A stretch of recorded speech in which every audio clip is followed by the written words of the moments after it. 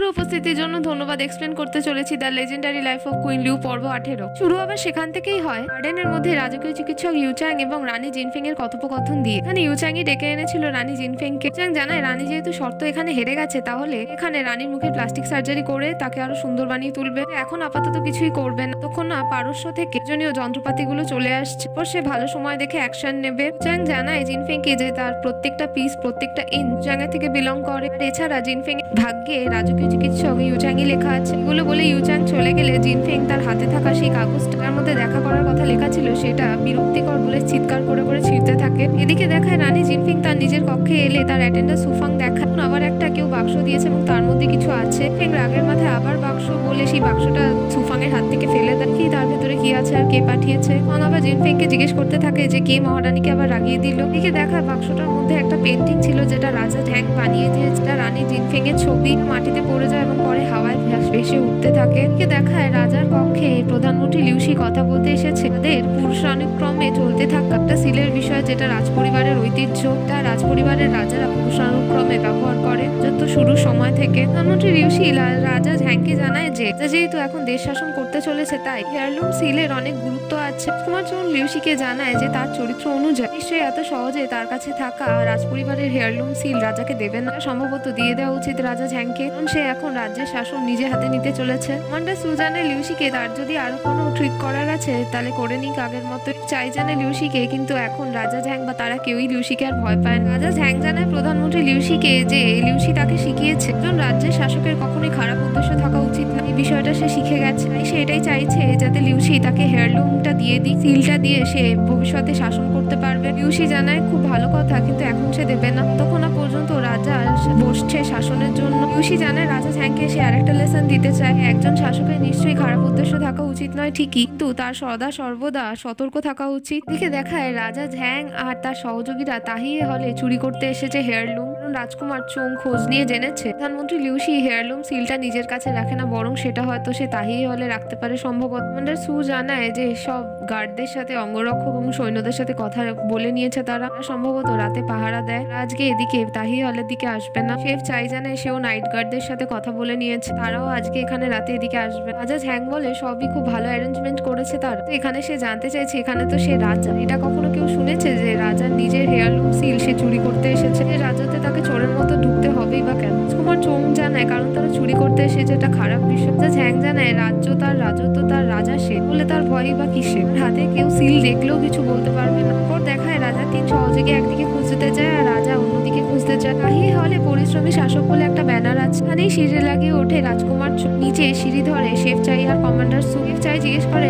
রাজকুমার চোঙের কি মনে হলো যে ব্যানারের পেছনে দেখতে যাচ্ছে। জানায় সে গেস করেছে তাই সে দেখতে যাচ্ছে। কমান্ডার সু বলে এরকমটা হওয়ার কারণ কি? কুমার চোং বলে একটা পুরনো কথা আছে, ওরা সেদিকেই যায় যে জিনিসটা চকচকে হয়, দামি হয়। এই পরিশ্রমী শাসক বলে লেখা ব্যানার এবারে সবার সামনে, আর এর পেছনে হয়তো লিউসি রাখতেই পারে। তারপর রাজকুমার চোং সেই ব্যানারের পেছনে হাত দিয়ে চেক করে দেখে কিছু নেই। পর তারা তিনজনে নেমে রাজা ঝ্যাংকে খুঁজতে থাকে। পর দেখায় রাজা ঝ্যাং সিংহাসনের পেছন থেকে একটা পোটলা নিয়ে বেরিয়ে সে তার তিন সহযোগীকে বলে এর মধ্যে সম্ভবত হয়তো হেয়ারলুম সিলটা আছে। পরে হেসে বলে যে কি বোকা লিউসি, রাজা ঝ্যাংয়ের বুদ্ধির কাছে কিছুই না তুচ্ছ। পরে তারা সেই পোটলাটা খুললে তার মধ্যে থেকে বিভৎস গন্ধ বেরোতে শুরু হয়। তো তার মধ্যে রাখা জিনিসটা কি সেটাই বোঝা যায়। রেগে বলে যে কি শেয়ানা তো প্রধানমন্ত্রী লিউসি। তো খাটাখাটনি ব্যর্থই হয়ে গেল শুধুমাত্র ওই লোকটার জন্য।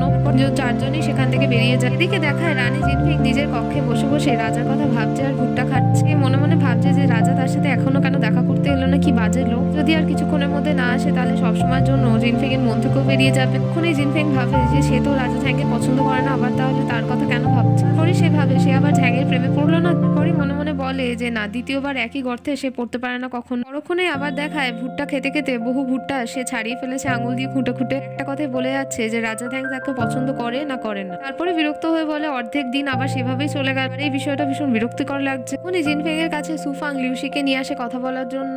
লিউসিকে দেখেই জানতে চায় যে সে তার সাথে কেন দেখা করতে এসেছে, কি কারণ থাকতে পারে। এখন এমনি এমনি মেয়ের সাথে দেখা করতে আসবে, এতটা দয়ালু তো তার বাবা না। সে হেসে জিনফেংকে এখানে জানায় যে মেয়ে তাকে গর্বিত করেছে সকলের সামনে। বাবার কথা রেখে যে ইম্পেরিয়াল একাডেমির এক্সামে সে লাস্ট আসেনি। জিনফেং জানতে চায় লিউসির থেকে তাহলে কি তার কথা মনে আছে। লিউসি কথা দিয়েছিল সে যদি লাস্ট না আসে জিনফেং পরীক্ষায় তাহলে ইউফু অর্থাৎ জিনফেং এর মায়ের সাথে দেখা করতে দেবে। লিউসি মুচকি হেসে বলে হ্যাঁ হয়তো সেরকম কিছু কথা বলেছিল লিউসি। জিনফেং বলে খুব ভালো কথা, বুঝতে পেরেছে। মা তাকে বারবার সাবধান করেছিল তার বাবার থেকে, কারণ তার বাবা কথা দিয়ে কখনোই রাখে না। সে জানে এরকম কোনো ব্যাপার না। জিনফেং মহল থেকে বাইরে না যেতে পারলে এখন রাজ্যাভিষেকের পর ডাওগারের থেকে পারমিশন নিয়ে লিউসি জিনফেংকে তার জিয়ানপা গ্রামে যাওয়ার ব্যবস্থা করে দেবে তার মার সাথে সাক্ষাৎ করার জন্য। এটা একদম ঠিক কথা বলেছে যে ইউফু অর্থাৎ জিনফেং এর মা জিনফেং লিউসিকে সব থেকে ভালো চেনে। ফেং বলে ভালো কথা, তাহলে তার পরিশ্রম সবটা ব্যর্থ হয়নি। ফেং এদিকে মনে মনে ভাবে যে জিয়ানপা গ্রামে যাওয়ার আগে যদি ইউচাং তাকে থামিয়ে দেয় কিছু, তার তো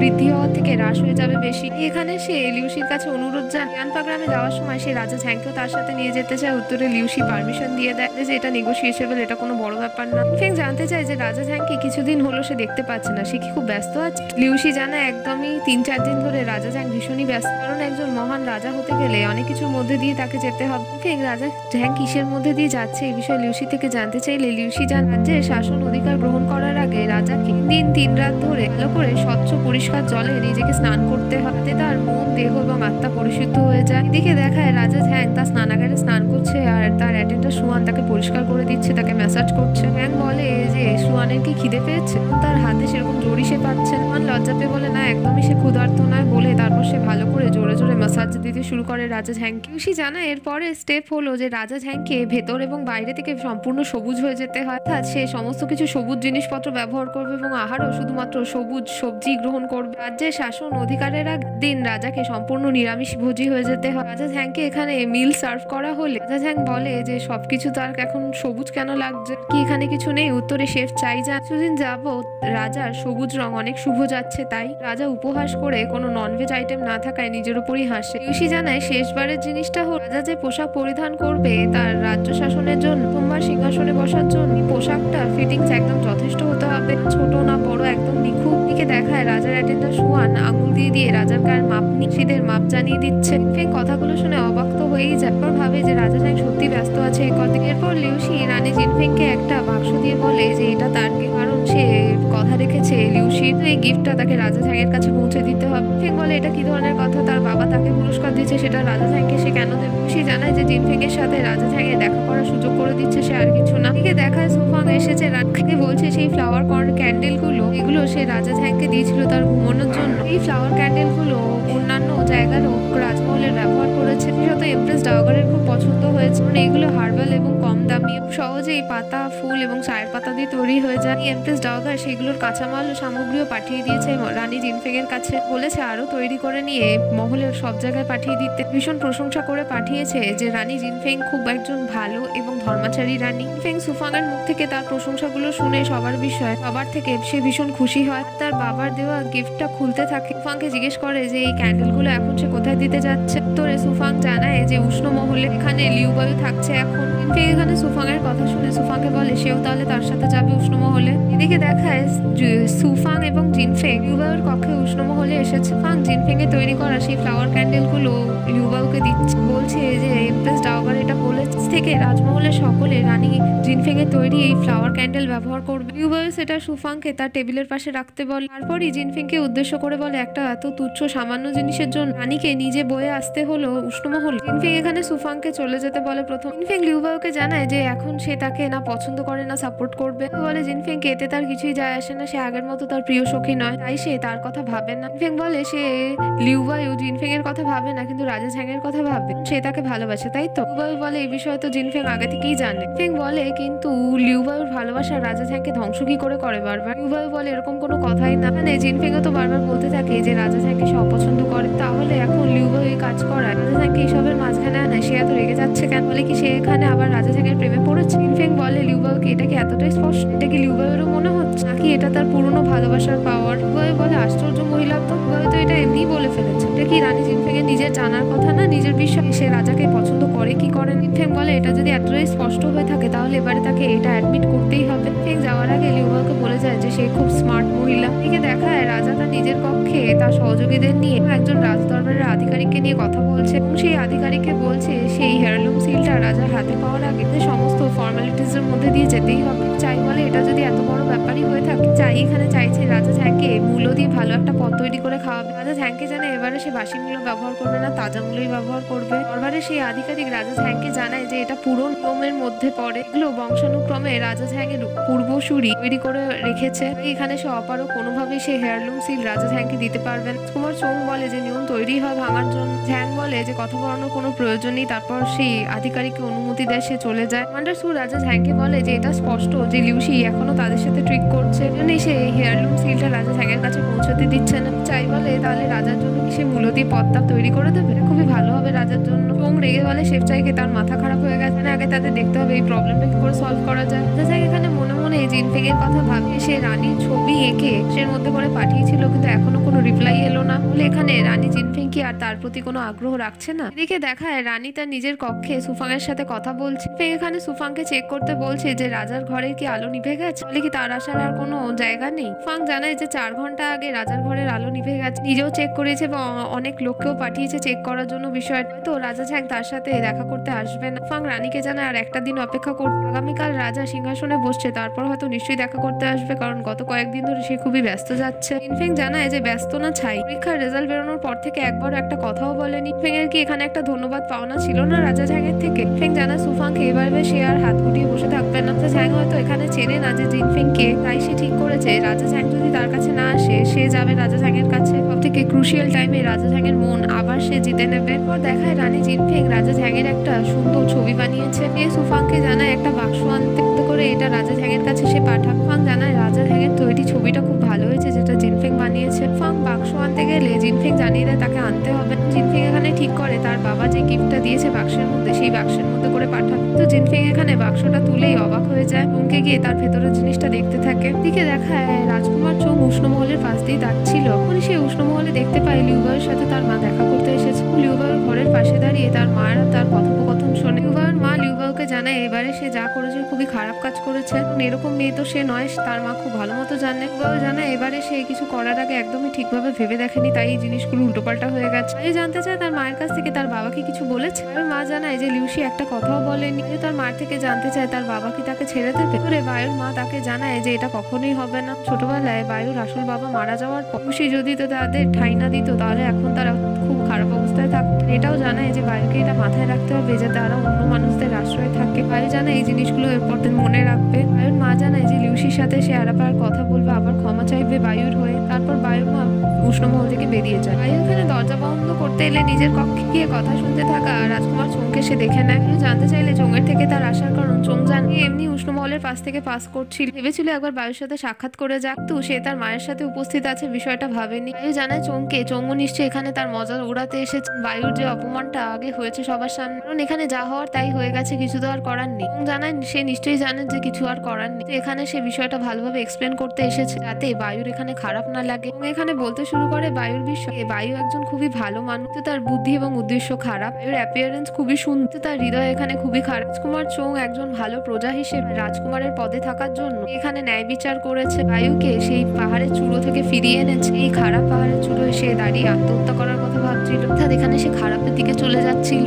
তার এত খারাপ কথা শুনে চোঙের মুখ থেকে ভীষণ রেগে যায়। রেগে রাজকুমার চোংকে বলে যে সে তার নিজের বলা কথাগুলো শুনতে পাচ্ছে ঠিকমতো। তোমার চোং এখানে নিজেকে ঠিক কি মনে করে, রাজা ন্যায় দিস? এখানে বলতে চায় যে রাজকুমার চোং একজন অর্ধশিক্ষিত, এটা ভীষণ খারাপ জিনিস। সে প্রত্যেকের বিষয়ে নাক গলা, এটাও ভীষণ খারাপ জিনিস। প্রত্যেকটা মুভমেন্ট, প্রত্যেকটা স্টেপ ভুল, কি সে যা চিন্তা করে সেগুলো। এটা রাজকুমার চোঙের সব থেকে বড় ভুল যে সে নিজেকে ঠিক মনে করে। বলে বায়ু তার নিজের ঘরে ঢুকে যায় এবং দরজা বন্ধ করে দেয় এবং সেখানে দাঁড়িয়ে দাঁড়িয়ে ভাবতে থাকে যে সে কি সত্যিই ভুল, কি এখনো পর্যন্ত কোনো ঠিক কাজ কিছুই করেনি।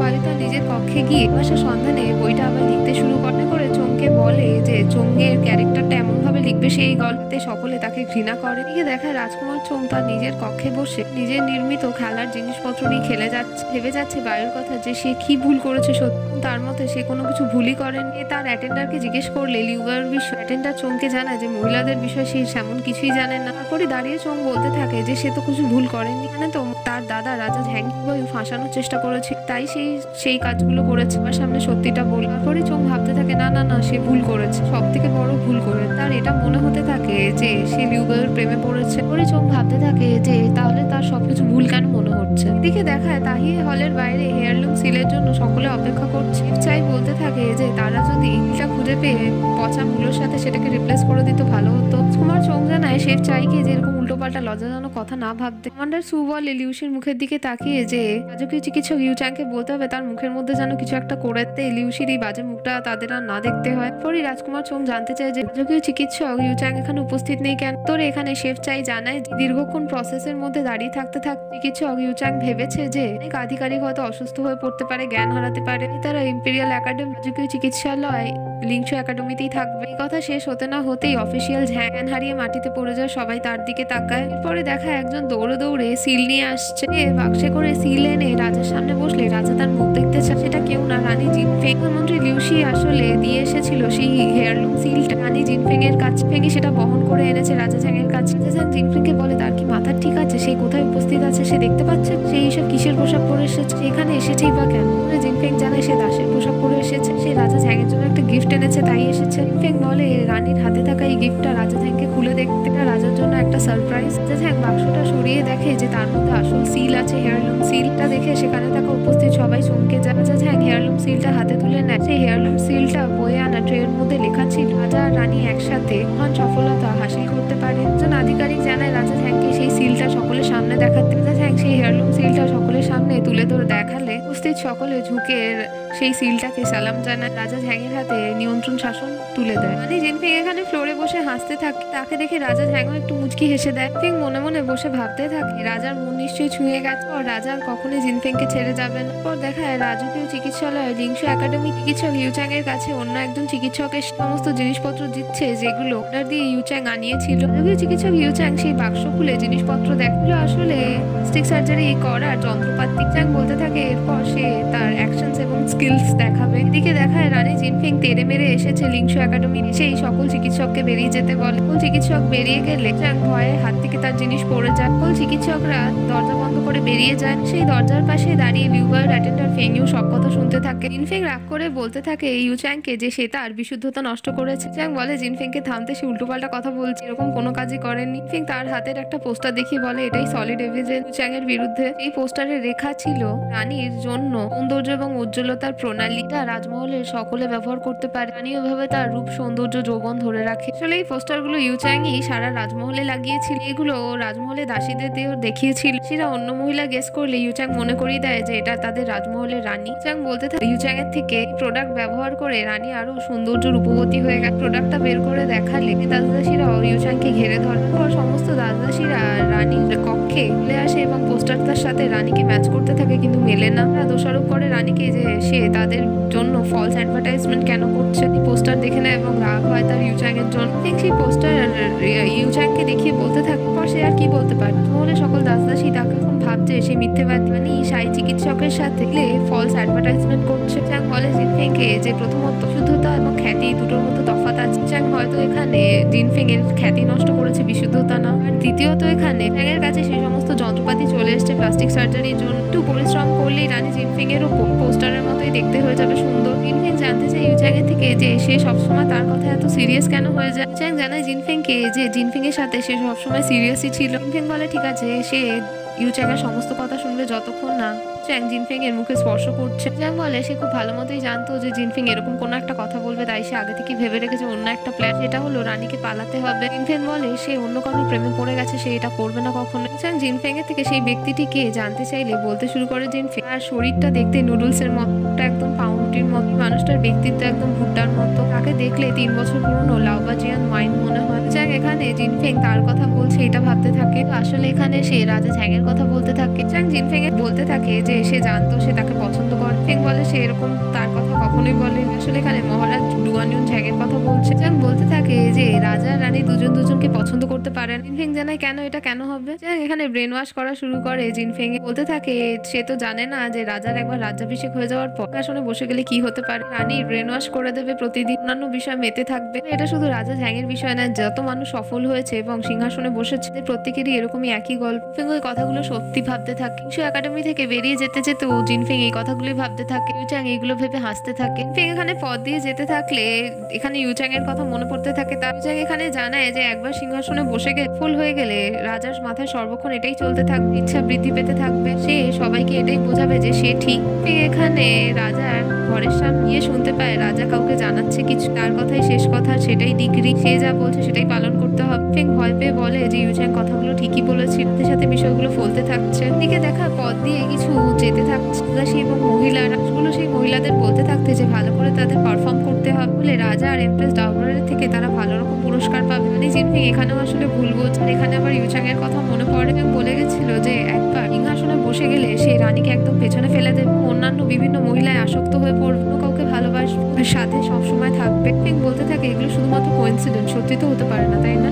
এদিকে দেখায় রাজা ঝ্যাং রাজকুমার জন্য অ্যাটেন্ডান্স ওয়ান পথ দিয়ে যাচ্ছে। রাজা ঝ্যাংকে বলতে থাকছে মোমু বলে মহিলাটি খুবই কুৎসিত দেখতে, আর আশা করছে রাজা ঝ্যাং তাকে তার সাথে রাখবেন। রাজা ঝ্যাং জানায় কুৎসিত হয়েছে তো কি হয়েছে, এর আগের একজন পূর্বপুরুষ মহিলাটিকে শুধুমাত্র এই জন্য রেখেছিল রাজপরিবার এবং রাজার লাকের জন্য সে খুব ভালো, রাজার মিসফরচুনও সে দূর করেছিল। কিন্তু দূর থেকে এই কথাগুলো শোনে এবং ভুল বোঝে, ভাবতে থাকে যে ইউচ্যাং যা কথাগুলো বলেছিল সেগুলো একদম ভুলে যাচ্ছে, সবই ঠিকঠাক এখানে। এদিকে দেখায় রানী জিনফিং জ্যোতির্বিদ বৈধশালার মুখ্য আধিকারিক প্রিন্স লংগিউর কাছে এসেছে। প্রিন্স লংগিউকে বলতে থাকে যে রাজার শাস্তি পূরণের দিকে হাজবেন্ড বলে গানটা গিয়ে গানটা যেন জিনফিংকে সে শিখিয়ে দিয়েও সেই গানটা গাইতে চায়। লংগিউ বলে জিনফিংকে যে রানীর কণ্ঠস্বর যথেষ্ট প্রিসিয়াস, সেই মূল্যবান কণ্ঠস্বর যেন ব্যয় না করে। রানী জোরাজোরি করলে তাকে শিখিয়ে দেয় প্রিন্স লংগিউ। দেখায় তাই হলে শুরু হয়েছে দরবার। তো হঠাৎই চারিদিক থেকে তারা শুনতে পায় গলার আওয়াজ নিয়ে আসলে এখানে গান গাইতে শুরু করে। সাথে সাথে প্রিন্স লংগিউ ড্রামস বাজাচ্ছে। দরবারে সবাইকে জানিয়ে দেয় যে আজকের জন্য সে সবকিছু সভা মুলতুবি করছে, আগামীকাল আবার রিপোর্ট বিষয় নিয়ে কথা হবে। উপস্থিত সকলে এবং রাজার অ্যাটেন্ডার সুয়ান মুচকি হেসে ওঠে। রানীর গান গাওয়া শুনে আসলে সে গান গাইছে রাজার জন্য। রাজা উঠে তার অ্যাটেন্ডার সুয়ানের কাছে গিয়ে জিজ্ঞেস করে যে সবার সাথে সুয়ানও কেন এভাবে হেসে উঠলো মুচকি, খুবই খারাপ জিনিস।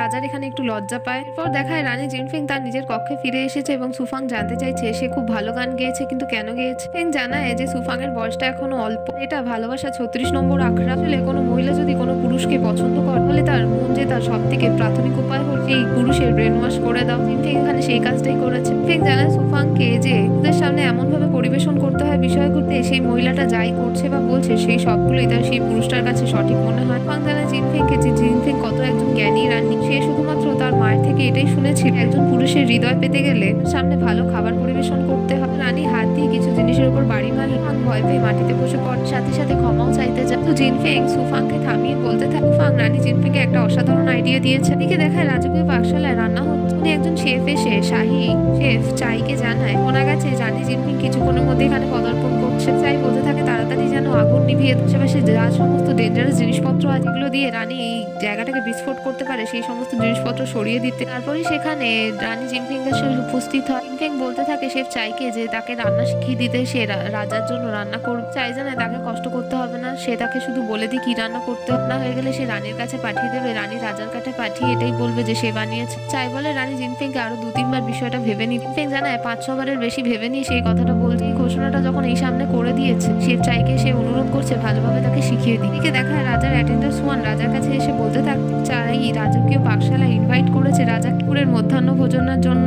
কারণ জানতে চাইলে অ্যাটেন্ডার সুয়ান চাই জানিয়েছে কোনো রকমের সারপ্রাইজ আছে হয়তো তাই। রাজকীয় পাকশালায় রাজা ঝ্যাং উপস্থিত হলে সে দেখতে পায় বিভিন্ন পদ তৈরি আছে। জিনফিং জানা আজকে শেফ সে এই সমস্ত পদগুলো রান্না করেছে। ঝ্যাং জিনফিংকে বলতে থাকে কিন্তু রান্নাগুলো তো দেখে মনে হচ্ছে শেফ চাইয়ে। জিনফিং তখনই হাত তুলে শপথ নিয়ে বলতে থাকে এগুলো যদি শেফ চাইয়ের রান্না হলে সে তার উজ্জ্বলতা এবং আলো হারিয়ে ফেলবে। জিনফিং নিজের কথা বলে ঠিক আছে তাকে এরকম শপথ নিতে হবে না। যা ভোজন গ্রহণ করা শুরু পাকশালায় লুকিয়ে থাকা শেফ চাই এগুলো দেখে তার ভীষণ রাগ হতে থাকে। খাবারের একটা ঠোঙা নিয়ে সেটা সে ফাটিয়ে দেয় হাত দিয়ে। সবাই শব্দ পেয়ে তাকে সব খাবার দাবার রাখা পাত্র হাতে নিয়ে। এখানে জিনফিং কোনো রান্নাই করেন। এখানে রাজার প্রশংসা এবং মন পাওয়ার জন্য বাইরে থেকে খাবার অর্ডার করে আনিয়েছে। জিনফিং এখানে সেগুলো দেখে দেখে চমকে যায়, চাইকে ইশারা করতে থাকে সেগুলো সামনে নিয়ে না আসতে। চাই এসে রাজার সামনে বলতে থাকে এই যে একটা রান্নাও রানী করেনি, এগুলো আসলে সে অর্ডার করে বাইরে থেকে আনিয়েছে। চাই এখানে রানীকে জিজ্ঞেস করে এবার সে তার আলোক হারিয়ে যাওয়ার ভয় পাবে না।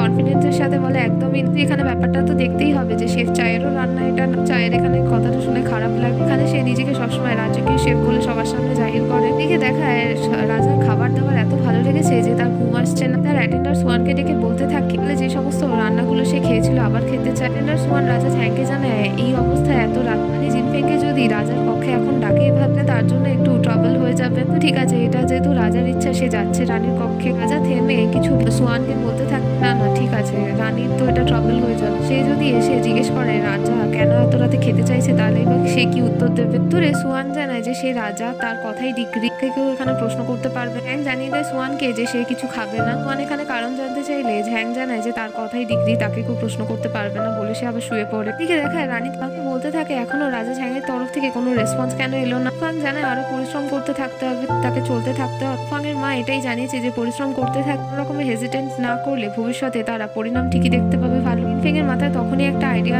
আসে সুফাংকে ধরে বল সুফাংয়ের এখানে ক্রেডিট পাওয়া খুবই দরকার, তাকে একটা ভালো বুদ্ধি দিয়ে। এমনই সকল গল্প জানতে আমাদের চ্যানেলের সঙ্গে থাকুন।